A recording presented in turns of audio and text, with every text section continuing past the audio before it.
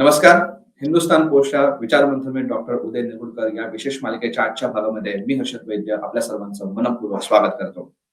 मुंबई महानगरपालिकेच्या निवडणुकीचा प्रचार आता शिगेला पोहोचलाय. दोन्ही बाजूंनी वेगवेगळे दावे केले जात आहेत. आपल्या परंपरागत मतदारांना खुश ठेवण्यासाठी, आपल्याकडेच राखण्यासाठी प्रयत्नांची पराकाष्ठा होते, तर नवीन मतदारांना आकृष्ट करून घेण्यासाठी नवीन नवीन कृत्या लढवल्या जात आहेत. त्याआधी दोन्ही ठाकरे बंधूंच्या एकत्र संयुक्त सभा सुरू झालेल्या आहेत. याआधी त्यांनी नाशिकमध्ये सभा घेतली. याआधी काल त्यांची मुंबईमध्ये शिवाजी पार्क येथे सभा झाली. या सभेमध्ये राज ठाकरे यांनी मराठी मनाला साथ घालत पुन्हा एकदा मराठीचा मुद्दा उचलून काढलेला आहे. महाराष्ट्र, मुंबई, देश, अदानीला गहाण टाकल्याचा मुद्दा त्यांनी काढलेला आहे. तर याच यादी तामिळनाडूचे भाजपचे स्टार प्रचारक आणि नेते अण्णा मलाई यांनी जे विधान केलं होतं त्याचा समाचार घेत राज ठाकरे यांनी खास ठाकरे शैलीत रसमलाई असा त्यांचा उल्लेख केलाय. हा सगळा गदारोळ चालू असताना दुसरीकडे मात्र मुख्यमंत्री देवेंद्र फडणवीस अतिशय संयमितपणे विकासाच्या मुद्द्यांवरती आपला प्रचार सुरू ठेवलेला आहे. त्यांनी या सगळ्या प्रचाराच्या गदारोळाचा धांडोळा घेण्याचा प्रयत्न आपल्याला करायचा आहे आणि यासाठी आज आपल्यासोबत उपस्थित आहेत उदय निगुडकर सर. नमस्कार सर. माझा पहिलाच प्रश्न तुम्हाला असा आहे की अण्णा मलाई यांनी जे विधान केलं होतं त्याला आदित्य ठाकरेंनी सुद्धा त्याच्यावर टीका केली. राज ठाकरे यांनी आपल्या खास ठाकरी भाषेत रसमलाई अशी टीका केली. आपलं विश्लेषण काय ह्याच्यावरचं, आपण त्या विधानाकडे कसं बघताय? मुंबई महानगरपालिकेमध्ये काही वॉर्ड असे आहेत की ज्या ठिकाणी तमिळ वोटर्स खूप चांगल्या प्रमाणात आहेत, पण एकूण लोकसंख्येचा जर आपण विचार केला तर फार प्रचंड संख्या आहे असं काही म्हणता येणार नाही. त्यांच्यावर प्रभाव टाकण्याकरता म्हणून अण्णामलैला बोलवलं गेलं असावं. आणि अण्णामलैंनी जे विधान केलं त्यात त्यांनी मुंबई हे एकमेव शहर आहे असा एक उल्लेख केलेला आहे.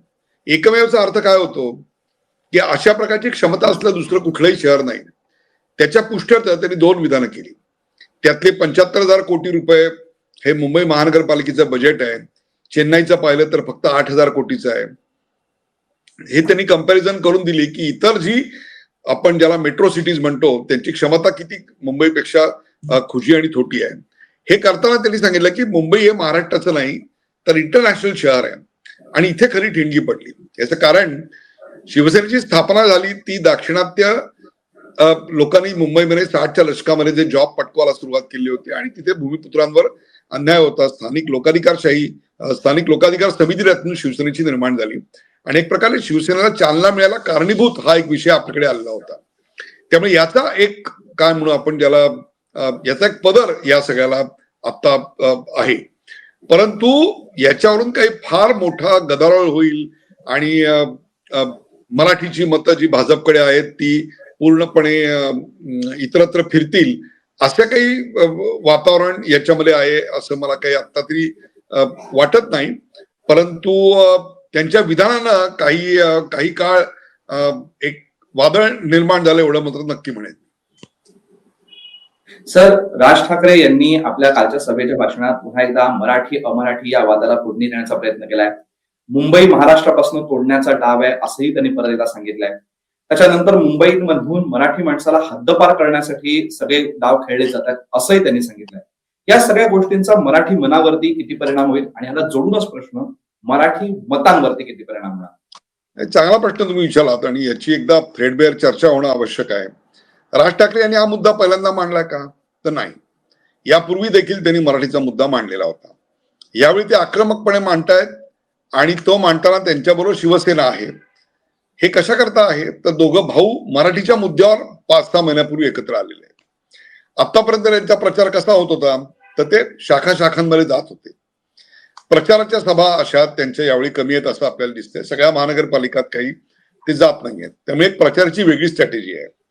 पण जर शाखांवर जायचं होतं तर मग 5 महिने तुमच्याकडे होते, त्या 5 महिन्यात जायचं होतं असं एक त्याच्यावर काउंटर आर्ग्युमेंट असू शकतं. पण ठीक आहे, निवडणुकीचं वातावरण आल्यानंतरच अशा प्रकारचा प्रचार होत असतो. त्यामुळे त्याकडे काही फार गांभीर्यानं बघायची गरज आहे असं मला वाटत नाही शाखांवर जाण्याच्या मुद्द्यावर. आता मुद्दा राहिलाय तो मराठी माणसाला त्यांनी हा साथ घातली आणि मुंबई विशेषतः MMRDA रिजन म्हणजे मुंबई, ठाणे, त्याच्यानंतर मीरा भाईंदर, नवी मुंबई, पालघर, पनवेल हा जो MMRDAचा सगळा भाग आहे, कल्याण डोंबिवली वगैरे या भागातून मराठी माणूस हद्दपार होतोय आणि तिथे अडाणीचं राज्य येत आहे असं एक त्यांनी त्याची एक थिअरी मांडली आणि त्याच्यानंतर लावरे तो व्हिडिओ स्टाईलनी त्यांनी एक आकर्षक म्युझिक सकट तो एक व्हिडिओ त्यांनी लावला आणि त्याच्यामध्ये संपूर्ण देश 2014 नंतर 2025 पर्यंत अडाणी यांना कसा दिला गेलाय असे त्याची त्याच्यात त्यांनी मांडणी केलेली आहे. आता गंमत अशी आहे की याचा मराठी मनावर परिणाम होईल का? अडाणींचे उद्योग समूह काय फक्त भाजप प्रणित राज्यात आहेत का? तर अडाणीचे अनेक उद्योग समूह हे भाजपच्या व्यतिरिक्त इतर जी राज्य काँग्रेसकडे आहेत, आपकडे होती, तृणमूल काँग्रेसकडे आहेत, यांच्यात निघालेले आहेत. भाग क्रमांक 1 त्यातले कित्येक उद्योग हे मोदी सत्तेवर येण्याच्या अगोदर आलेले आहेत. हाच मुद्दा हिंडनबर्गच्या वेळी पण निघाला होता की पहिले मोदी त्या राज्यात त्या देशात टूरला जातात आणि नंतर तिकडे मोदीजी गेल्यानंतर तिकडून लगेच अडाणींना कॉन्ट्रॅक्ट साईन होतं. पण याची जेव्हा मी डेट्स सगळ्या पडताळून बघितल्या तर दॅट डझंट मॅच. किंवा अनेक ठिकाणी असं झालंय की अडाणी पहिले गेलेले आहेत त्यांचं डील करण्याकरता आणि नंतर काही महिन्यांनी 2 महिन्यांनी 3 महिन्यांनी मोदी गेलेले आहेत. त्यामुळे त्या आरोपात तेवढं फॅक्च्युअल तथ्य काही मला तेव्हा आढळलं नव्हतं, विशेषतः हिंडनबर्गच्या काळामध्ये. आता राहता राहिला मुद्दा आहे भारताचा. मगाशी मी सांगितलं त्याप्रमाणे की भारतामध्ये अनेक अशी राज्य आहेत, मग ते तमिळनाडू असेल, आंध्र असेल, केरळ असेल, अशा अनेक राज्यांमध्ये त्यांचे उद्योग व्यवसाय आहेत आणि त्यांची भरभराट 2014 नंतर खूप मोठ्या प्रमाणात झालेली आहे. ही देखील वस्तुस्थिती आहे. परंतु या सगळ्याकरता उद्योजकतेचा गौरवचिन्ह किंवा उद्योजकता जबाबदार धरण्याच्या ऐवजी त्याला जबाबदार काय आहे तर त्याला जबाबदार एकच गोष्ट आहे आणि ती म्हणजे मोदी आहेत किंवा भाजपचं त्यांच्या समोर शरण जाणं आहे. याच्यावरून मुंबईचा लचका तोडायचा आहे. हा जो एक संबंध लावायचा प्रयत्न केलाय तो काही फार यशस्वी होईल असं मला वाटत नाही. हा भाग क्रमांक 1 झाला. भाग क्रमांक 2 असा आहे की ज्या ठिकाणी मराठी मतांचा परिणाम होईल असं आपल्याला वाटतं, जे तुमच्या प्रश्नात अभिप्रेत आहे, ते जे वॉर्ड आहेत ना, त्या वॉर्डचं ज्या प्रकारे आता डिलिमिटेशन मध्ये नवीन कॉन्फिगरेशन झालेलं आहे त्याच्यामध्ये पूर्णपणे 1% मराठी मतं 80%च्या वर आहेत. असे वॉर्ड किती आहेत मला सांगा की जिकडे आणि मराठीची सगळी मतं एका पक्षाकडे किंवा एका युतीकडे ठाकरे बंधूंचे आहेत असंही मला आता दिसत नाही. त्यामुळे अडाणीवरचा आरोप जर सिरियसली घ्यायचा असेल तर मग अडाणी आणि तुमच्या घरी झालेल्या स्नेहभोजनाचा देखील संदर्भ आणि त्याचीही गोष्ट पुढे यायला हवी होती. ती ज्या अर्थी येत नाहीये त्या अर्थी त्याच्यावरच्या सिरियसनेसला एक प्रश्नचिन्ह लागतं. दुसरी गोष्ट, पूर्णपणे मराठी माणसं तुमच्या बरोबर आहेत असंही चित्र दिसत नाही. तिसरं, पूर्णपणे मराठी मतदारसंघ आहे असंही नाही. डिलिमिटेशनच्या नंतर मुंबईमध्ये 25-27% मराठी माणूस जेमतेम उरलेला आहे. त्यामुळे याचा मराठी मनावर आणि मतावर परिणाम होईल आणि त्याच्यातून काही पारडं फिरेल आणि वारं फिरेल आणि ठाकरे बंधूंची सत्ता येण्याला पाठबळ मिळेल असं चित्र कालच्या त्या वक्तव्यात तरी आहे असं मला वाटत नाही. सर, हे सगळं चालू असताना दुसरीकडे अजित पवार हे महायुतीमध्ये असून सुद्धा वेगळे लढतायत. त्याच्यानंतर ते महायुतीतल्याच पक्षांवरती आरोप प्रत्यारोप करत आहेत. त्यांनी गुन्हेगारी पार्श्वभूमी असलेल्या लोकांना तिकीट दिल्याचं सुद्धा त्याच्यावरनं बरेच वादंग झाले. आपल्या याच्यावरचं मत काय? अजित पवारांचं नेमकं चाललंय काय? जे यापूर्वी माध्यमात आलेलं होतं की त्या तिघांमध्ये अशी चर्चा झाली होती, अजित पवार, देवेंद्र फडणवीस आणि एकनाथ शिंदे, की ज्या ठिकाणी शक्य त्या ठिकाणी अलायन्स करू, ज्या ठिकाणी शक्य नाही त्या ठिकाणी मैत्रीपूर्ण लढती करू आणि करताना आपण एकमेकांवर टीका करायची नाही. स्थानिक पातळीवर जे काही मुद्दे असतील ते मुद्दे प्रत्येकाने आपण त्या पक्षात त्या पक्षांनी त्या महानगरपालिकेसाठी काय करायचं याचा सगळा हिशोब मांडू, परंतु एकमेकावर टीका करायची नाही. आणि ते पथ्य अजितदादांनी पाळलं नाही असं एक खंतपूर्ण वक्तव्य हे आपल्याला पुण्यामधल्या एका मुलाखतीत देवेंद्र फडणवीसांनी केल्याचं आढळलं. पण त्याचबरोबर 16 तारखेनंतर आम्ही तिघं एकत्र बसू आणि एकत्र बसून आम्ही व्यवस्थित चर्चा करू आणि तेव्हा काही कुठलाही मुद्दा उरणार नाही असं त्यांनी स्पष्टपणे सांगितलेलं आहे.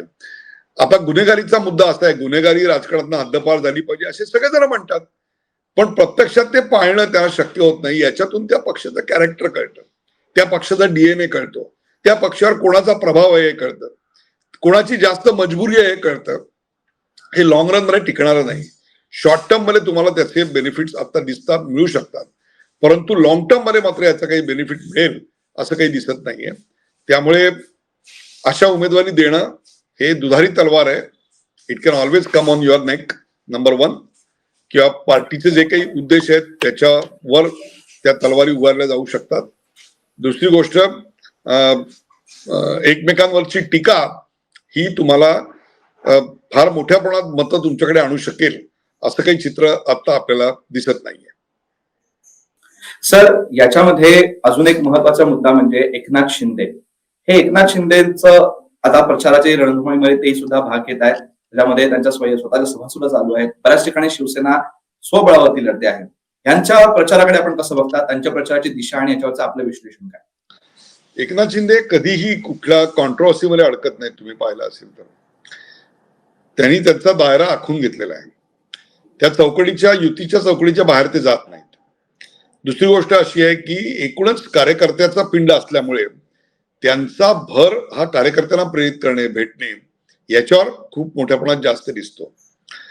तिसरी गोष्ट म्हणजे युती धर्म पाळून त्यांनी एक गोष्ट केलेली आहे आणि ती म्हणजे कधीही कुठेही युतीला डॅमेज होईल अशी वक्तव्य ते तुम्हाला करताना दिसत नाहीयेत. मला असं वाटतं की त्यांच्या प्रचाराचं वैशिष्ट्यच हे आहे की एकनाथ शिंदे हे कार्यकर्त्या आणि त्यांच्या पक्षातले जे उमेदवार आहेत त्यांच्यावर जास्त आता आपल्याला लक्ष केंद्रित करताना दिसत आहेत. माध्यमातून येणे, त्याच्यात काहीतरी आजकाल त्यात काही चित्रविचित्र अशी विधानं करणे असं करताना ते दिसत नाहीयेत आणि त्याचा फायदा त्यांना या निवडणुकीत मतांच्या रूपाने नक्कीच मिळेल असा एक माझा अंदाज आहे. सर, याच्यामध्ये सर्वात महत्वाचा मुद्दा ज्याच्यावरती आपण आपल्या प्रस्तावनेत सुद्धा बोललो होतो याच्याबद्दल, ते म्हणजे मुख्यमंत्री देवेंद्र फडणवीस. ते अतिशय संयमितपणे कुठल्याही टीकेला कुठल्याही भडक पद्धतीने उत्तर न देता अतिशय विकासाच्या मुद्द्यांवरती लक्ष केंद्रित करून आपला प्रचार ठेवला आहे त्यांनी. अजूनही त्यांचा प्रचार तसाच त्याच दिशेने सुरू आहे आणि त्यांनी स्वतः सांगितलं सुद्धा आहे की मी अशा ही लाईन सोडून दुसरी कुठलीच लाईन या प्रचारामध्ये घेणार नाही. ह्याच्याबद्दलचं आपलं विश्लेषण काय? त्यांच्या प्रचाराच्या दिशेबद्दल आपलं काय मत आहे? हा, मुळात ते का करतात याची कारणं आपण समजून घेतली पाहिजे. एक तर ते बोलण्याचा त्यांना अधिकार आहे आपल्याला दिसतो, याचं कारण काम बोलत आहे, हा त्यातला पहिला भाग आहे. मला कधी कधी गंमत अशी वाटते की जर अशी कामं नसती तर त्यांनी कुठल्या मुद्द्यावर प्रचार केला असता, असा एक मला मुद्दा येतो.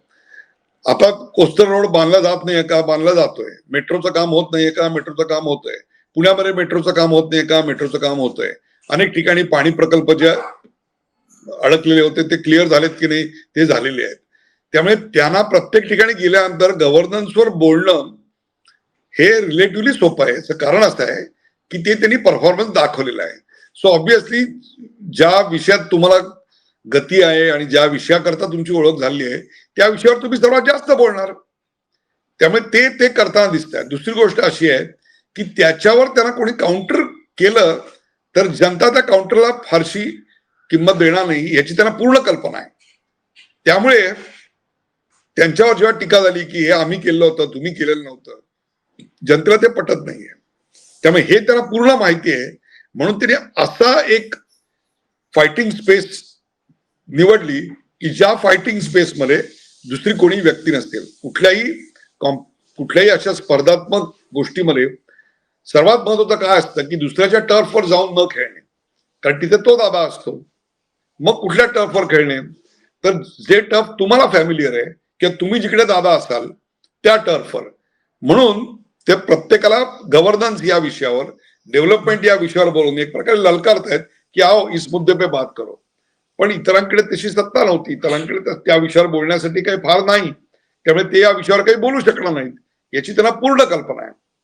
त्यामुळे हा चतुराईने टाकलेला डाव आहे आणि त्यांच्याकडे बोलण्यासारखं भरपूर आहे. स्मृती तल्लख आहे, बुद्धी तीव्र आहे. त्यामुळे त्याचा ते पुरेपूर वापर करून घेत आहेत. हातात कुठलाही कागद न घेता, एकही नंबर न चुकता प्रत्येक महानगरपालिका गणित ते आकडेवारी सांगू शकतात. हे त्यांचं पूर्वीचं वैशिष्ट्य आता पुन्हा आपल्याला ते वापरताना दिसत आहेत. सर, आज आपण मुंबईच्या प्रचाराबद्दल पुन्हा एकदा बोललो. आता थोडासा महाराष्ट्रात प्रचारात हंडाळा घेण्याचा प्रयत्न केला. आता रंगत वाढायला लागली आहे. येत्या काही दिवसातच हा प्रचाराचा बिगुल वाजणार आहे, काही तासातच वाजणार आहे. आणि आपण वेगवेगळ्या मुद्द्यांवरती परत एकदा चर्चा करूच. आपण निकालाची सुद्धा आपल्याला उत्सुकता आहे, त्याचं सुद्धा आपण विश्लेषण करणार आहोत. पण आज तुम्ही आम्हाला वेळ दिलात आणि विविध मुद्द्यांची चर्चा केली, त्याबद्दल हिंदुस्थान पोस्ट मनपूर्वक आभार. धन्यवाद. विचारमंथनविद डॉक्टर उदय नेरुळकर या मालिकेच्या आजच्या भागामध्ये आपण मुंबईसह महाराष्ट्राच्या महापालिका निवडणुकीच्या प्रचाराचा धांडोळा घेण्याचा प्रयत्न केला. पुन्हा एकदा आपण या सर्वच गोष्टींची चर्चा करणारच आहोत. पण आजचा भाग तुम्हाला कसा वाटला, ही चर्चा कशी वाटली, कमेंट बॉक्समध्ये नक्की सांगा. आणि असेच माहितीपूर्ण व्हिडिओज पाहण्यासाठी हिंदुस्थान पोस्ट युट्यूब चॅनलला सबस्क्राईब करा आणि फेसबुक पेजला लाईक फॉलो करायला विसरू नका. धन्यवाद.